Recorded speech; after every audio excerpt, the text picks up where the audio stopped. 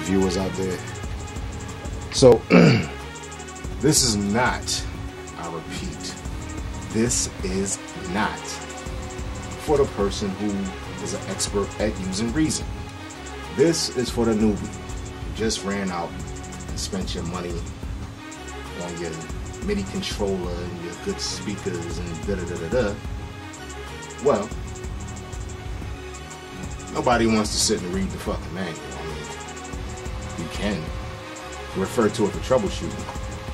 But this is on something really basic. This is a tutorial on how to make your drums or your hi-hats and snares roll.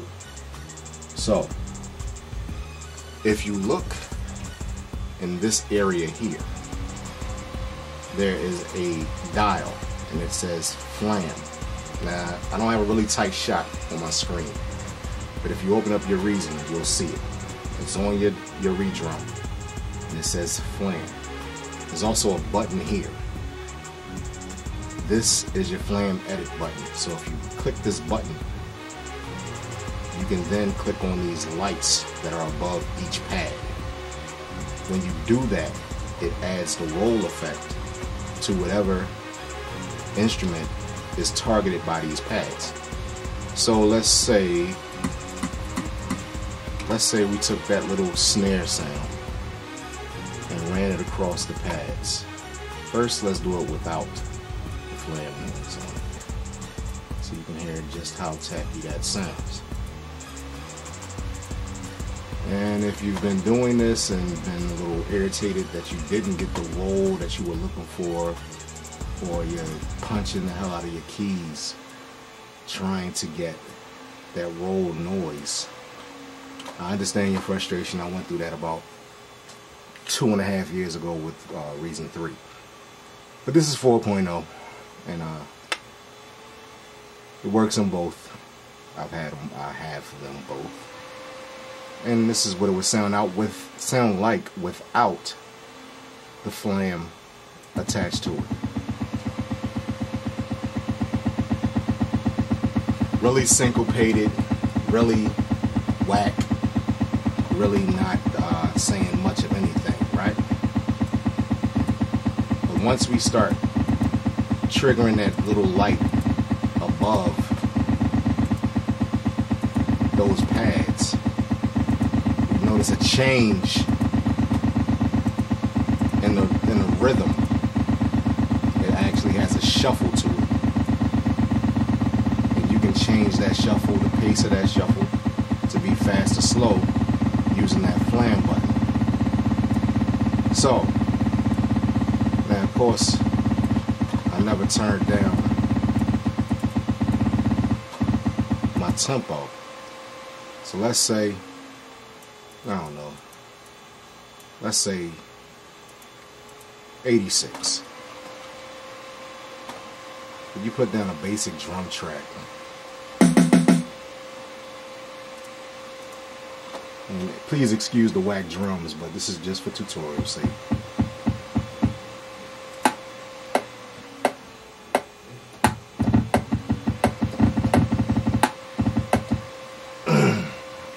It will help if I take these off, now wouldn't it?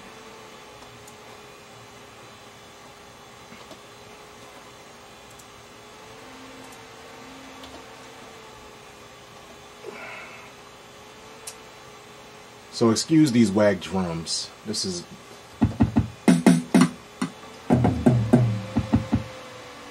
well, the kick is whack. The drums themselves I like. The little, and I've used them in some tight shit. However, this kick I would adjust. I wouldn't use that kick in the form that it's in. So what I'm just going to do is lay down a basic drum pattern.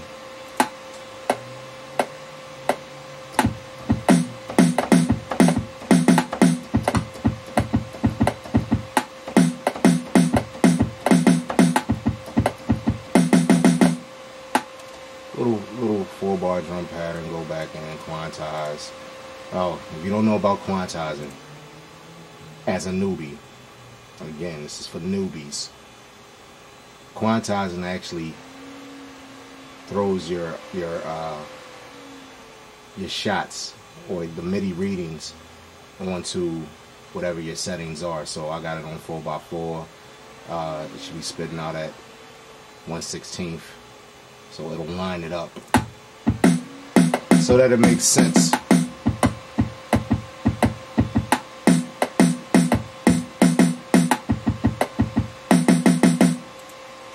So now, let's say I wanted to add a little snare roll to that. Select your snare, because of course whatever you have selected is what's going to be applied to the pads. And let's say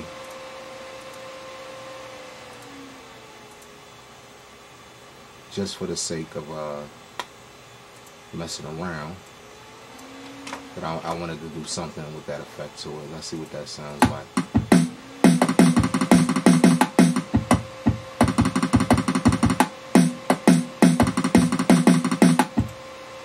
It actually sounds like shit. However, again, this is for the sake of tutorial, so that you can understand how to use the flan and how to get that roll on your drums or on your snares.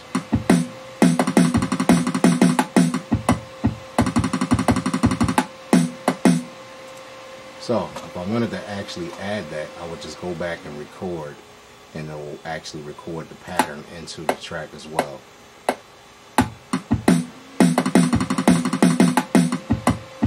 if you wanted to pause out, switch to the blank pattern, bring it back in.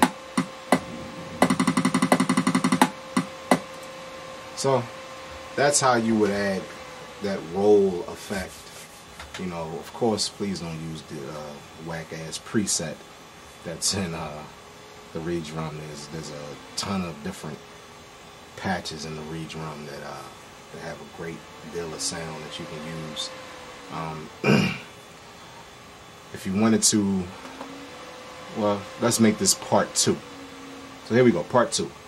If you want to add some effect to your drum sounds when they sound whack like these presets do, what you can do is you can create screen distortion on here and play with the settings to your liking. The tape setting has that live instrumentation feel to it, so I kind of like that on my drums, so that they, you know, so that the kick kicks. So let's just hear what this whack joint sounds like with the screen distortion on it, and how the effect would have changed it.